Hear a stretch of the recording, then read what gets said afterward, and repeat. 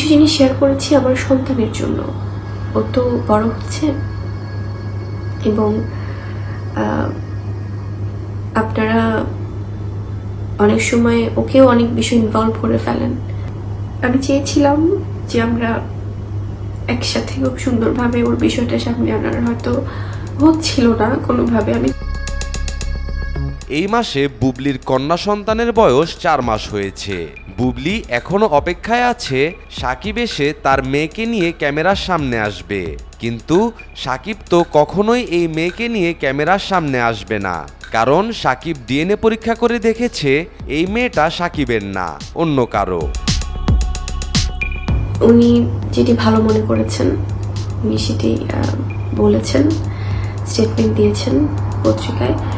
তারপরে যদি আমি এখন অন্য কোনো কিছু প্রমাণ করতে যাই তাহলে টাকাও সমান করা হয়। উনি যেটা ভালো মনে করেছেন উনি বলেছেন, হয়তো বা ওনার এটাই ভালো মনে হয়েছে। বুবলি বলেন, আমার কন্যা সন্তানটি জন্ম দিতে প্রায় 15 লক্ষ টাকা খরচ হয়েছে, সব টাকাই আমি দিয়েছি। সাকিব আমার মেয়ের জন্য এখন পর্যন্ত 1টি টাকাও খরচ করেনি। একজন বাবা এমন হয় এটা আমার জানা ছিল না। মেয়েটা দেখতে একটু কালো হয়েছে বলে সাকিব এরকম অবহেলা করছে।